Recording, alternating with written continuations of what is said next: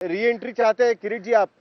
ये आपका बहुत दिन के बाद मैंने ट्वीट देखा है। 2022-23 में आपके रोज ट्वीट पढ़ता था मैं, 9 की लिस्ट, 11 की लिस्ट, 15 की लिस्ट।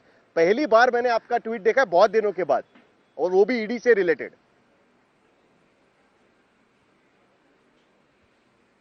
साहिल भैया, आप एंकर हो या प्रवक्ता हो? मेरा ट्विटर अकाउंट अभी खोल दे भैया, अभी देख लो आप, अभी अभी।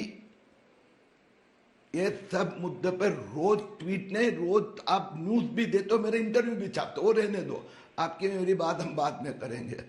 अब रही बात भैया हादसे पे कोई व्यक्ति है या नहीं है, तो साइड क्यों बुलाते हो, वो भी छोड़ दो। मूल मुद्दा वापस वो आओ ना भैया। वो तो चर्चा आपने कौन से विषय पे रखी है? किरीट सुमैया है कि आपका विषय? चलो उसके ऊपर बात करते हैं। आपका विषय उस समय के घोटाले, उस समय पर चर्चा करते हैं। आपका मुद्दा है वोट जिहाद या आया हुआ पैसा वोट जिहाद में गया है या नहीं गया है, कैसे गया है, ये चर्चा का विषय है ना। तो मैंने तो आपके सामने सब एविडेंसेस दिए। गया 8 दिन से मैं लगातार इसके पीछे लगा हूं। बैंक अकाउंट दिए, कैसे पैसे आए, कहां से कहां गए, और जो सिराज ने जिसको दिए ना पैसे, वो भी बातें सामने आई है, ध्यान में रखो। हवाला में जिसके पास पैसे गए, उस हवाले वाले ने पैसे कितने दिए, ये भी बात सामने आ रही है। तो ये पैसा स्पष्ट तौर पे मैंने ये भी सवाल पूछा कि भैया मैंने तो नहीं ना, उलेमा बोर्ड का निवेदन तो आपने स्वीकारा, आपने 10% मुस्लिम मतदान, उनकी इतनी सभाएं हुई, मुस्लिम मराठी से इतना खर्चा हो रहा है उनका, आप उनको क्यों नहीं पूछ रहे हो कि उनका बैंक अकाउंट दिखाओ ना एक बार, पैसे आए कहां से? यही पैसे उनके पास गए हैं। कुछ दिन में यह भी सिद्ध हो जाएगा। मुझे बात करनी है। बैंक अकाउंट दिखाने में क्या दिक्कत है दानिश कुरैशी जी, जो किरीट सुमैया कह रहे हैं? सुनिए, बैंक अकाउंट दिखा दीजिए, मामला खत्म करिए, अगर आपको लगता है कि भाई वोट जिहाद नहीं है तो।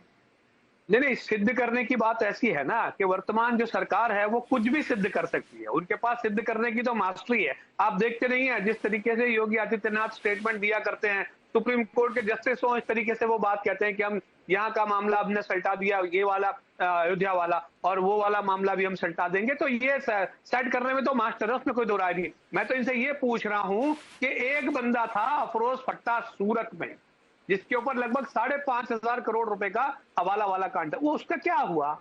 उसकी कोई जानकारी है किरीट सुमैया जी? और वो सूरत का ही था और वो बहुत नजदीक था भारतीय जनता पार्टी के लोगों का। मैं ये पूछ रहा हूँ कि 1200 करोड़ रुपए का एक हवाला कांड था उसका, भजिया, महेश भजिया वाला का, वो उसका क्या हुआ? उसके वहां तो हम देख रहे थे वो जो थे हमारे क्या कहते हैं सीए के वहां तक रेड गई थी, और उसने फिर जब बोलना, नाम खोलना शुरू किया, तो उसमें तो ना एफआईआर हुई, ना इन्वेस्टिगेशन हुआ, ना कोई जेल गया, ना कोई बेल गया।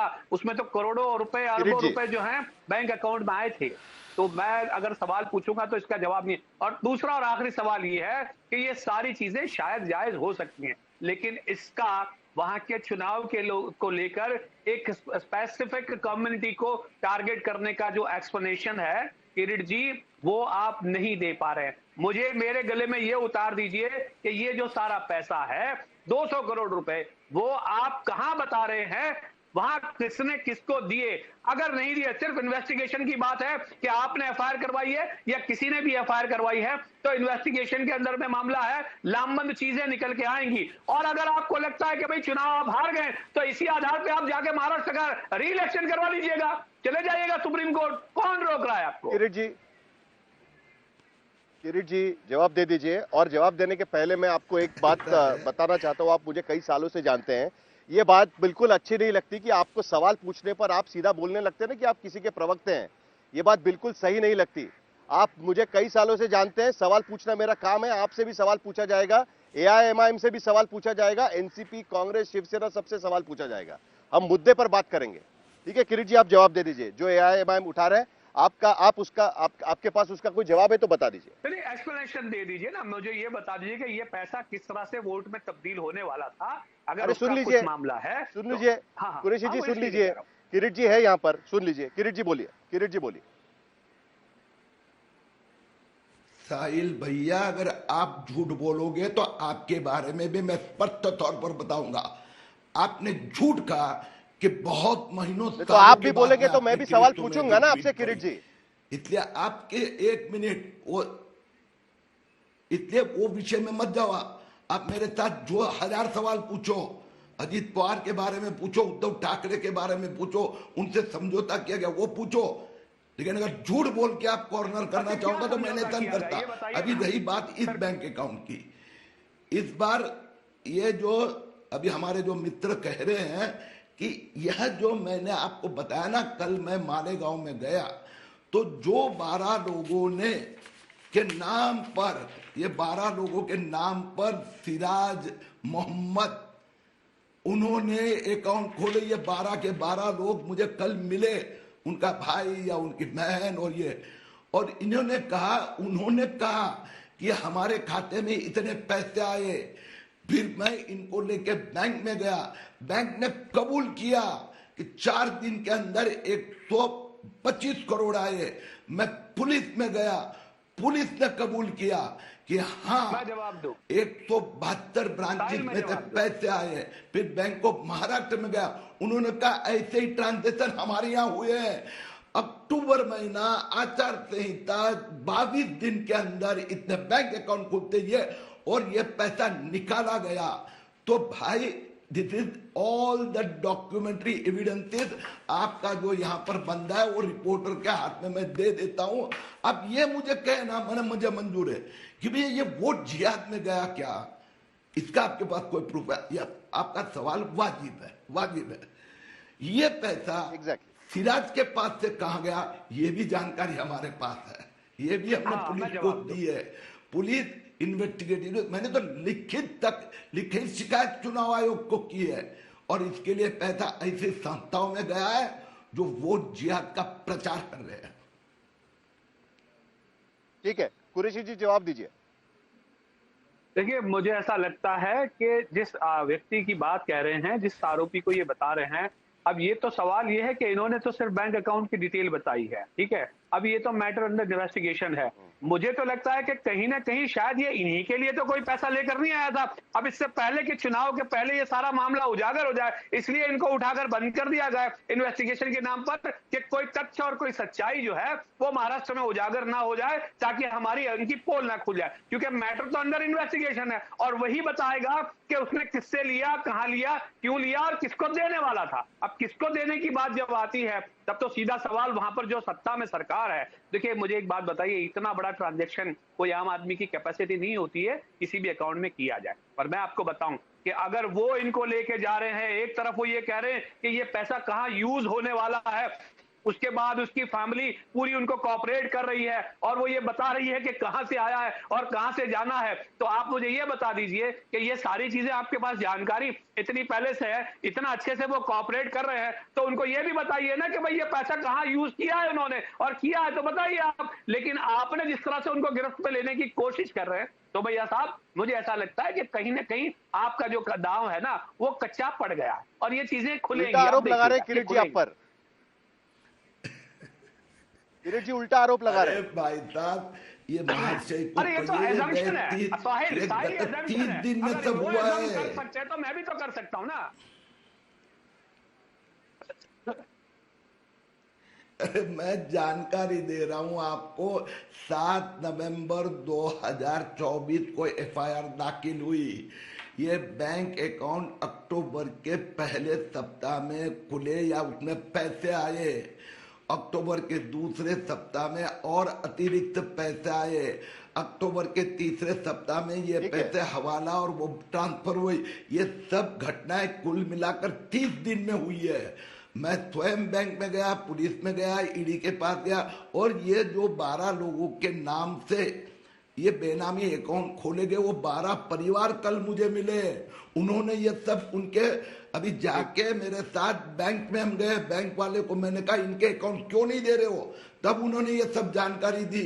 ये जानकारी बैंक ने दी है, उस परिवार ने दी है, पुलिस ने दी है, एजेंसीज ने दी है। और आज तो मुझे और भी पता चला कि वहां से बैंक और वहां से फोन आए कि भैया बैंक ऑफ महाराष्ट्र में भी इतना ही ट्रांजैक्शन हुआ है। तो 250 करोड़ का एब नॉर्मल नॉन ट्रांसपेरेंट बेनामी ट्रांजैक्शन सिराज ये पैसा अलग अलग जगह भेज रहा है, उन लोगों ने पैसा कहां दिया वो भी जानकारी हमने दे दी है अथॉरिटीज को। और मैंने अप्रोच किसको किया, चुनाव आयोग, सीबीआई, ईडी, आरबीआई, यूओडब्ल्यू, इन लोगों को अप्रोच किया है और उन्होंने रेड डाली है। सिराज की एक दानिश जी आपसे जवाब लेने के पहले की दुकान है। हाँ जी बोलिए जी। तो नहीं, मुझे दानिश जी से जवाब लेने के पहले मुझे एक इंटरेस्टिंग स्टैटिस्टिक्स रखना है आशुतोष, आप अगर सुन रहे हैं तो। और फिर एनसीपी के प्रवक्ता भी अब हमारे साथ में, उनसे भी मुझे पूछना है दरअसल ये बात क्यों हो रही है, बार बार वोट जिहाद की बात क्यों हो रही है। महाराष्ट्र में 38 सीटें ऐसी है विधानसभा की जहां पर मुस्लिम वोटर की संख्या ये 20% से ज्यादा है, या मुस्लिम आबादी ये 20% से ज्यादा है। लेकिन अगर आप 2019 के नतीजों में जाएंगे तो आपको बड़ा एक इंटरेस्टिंग स्टैटिस्टिक्स दिखाई देगा कि इस 38 सीटों में से सबसे ज्यादा सीटें ये बीजेपी जीती थी, यानी करीब 11 सीटें बीजेपी जीती है। करीब 9 सीटें 2019 में जब शिवसेना बीजेपी एक साथ चुनाव लड़ रहे थे तब वहां पर शिवसेना जीती है, और बाकी सीटें 2 सीटें केवल एआईएमआईएम जीती है और बाकी सीटों में कांग्रेस कुछ 5 है और एनसीपी, जब यूनाइटेड एनसीपी थी तब 4 है। तो कुल मिलाकर इन सीटों पर भी शिवसेना बीजेपी एक साथ जो गठबंधन था उसका एक दबदबा था। और दूसरी तरफ लोकसभा चुनाव में भी हमने देखा कि कई सारी सीटों पर, मतलब ईशान्य मुंबई की सीट थी जहां पर एक कॉन्स्टिट्यूंसी से बहुत बड़ा लीड मिला, वो जीत गए। मालेगांव जो धुलिया की लोकसभा सीट है वहां पर भी उसी तरीके का हश्र देखा गया। दक्षिण मुंबई की सीट पर कई जगह पर इस तरीके का वोटिंग हमें देखा गया। क्या ये एक कारण आपको लगता है कि वोट जिहाद को लेकर बहुत ज्यादा चर्चा इस वक्त महाराष्ट्र की राजनीति में हो रही है? आशुतोष का जवाब चाहेंगे और उसके बाद फिर एनसीपी एसपी के प्रवक्ता हमारे साथ है महेश चौहान, उनसे भी बात करेंगे और दोबारा फिर किरीट जी के पास जाएंगे। आशुतोष देखिए साहिल, ये बात बहुत स्पष्ट है। भारतीय जनता पार्टी इस बात को अच्छी तरीके से जानती है कि मुस्लिम वोटर की वजह से वो चुनाव नहीं हारते न जीतते हैं।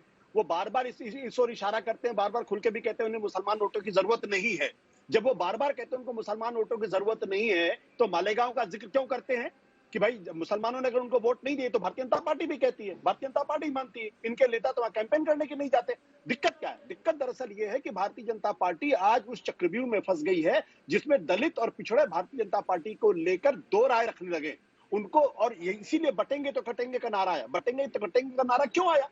क्योंकि अपर कास्ट तो भारतीय जनता पार्टी को वोट करता है, लेकिन पिछड़े और दलित हैं वो भारतीय जनता पार्टी से अपनी दूरियां बनाने की कोशिश कर रहे हैं। और महाराष्ट्र के पॉलिटिक्स में आप अच्छी तरीके से जानते हैं कि जो दलित वोटर है वहां पे जिस तरीके के दलित आंदोलन की भूमिका रही है, बाबा साहब अम्बेडकर, ज्योतिबा फुले, साहू महाराज की जमीन रही है, वहां पर दलित आंदोलन बहुत मजबूत है। और यह दलित आंदोलन आज की तारीख में जो है वो मुसलमानों के साथ एक गठबंधन की स्थिति में है, सामाजिक गठबंधन की स्थिति में। इसी तरीके से जो ओबीसी तबका है वो भी भारतीय जनता पार्टी से बहुत संतुष्ट नहीं है। अगर संतुष्ट होता तो पंकजा मुंडे इस तरीके की बात नहीं करती। तो भारतीय जनता पार्टी की दिक्कत मुसलमानों से नहीं है, भारतीय जनता पार्टी की दिक्कत उन हिंदुओं से है जो भारतीय जनता पार्टी से अपनी दूरी मेंटेन करना चाहती। इसलिए बीजेपी वोट जिहाद का डर दिखा के हिंदुओं को अपनी तरफ लाने की कोशिश कर रहा। लेकिन जैसे आप इतनी सारी बातें कर रहे हैं, मुझे एक बात समझ में नहीं आ रही, किरीट सोमैया बार बार इस ओर इशारा कर रहे हैं, क्या कोई आदमी बैंक ट्रांजैक्शन के जरिए में इस तरीके से काम करेगा और वो पकड़ा जाएगा?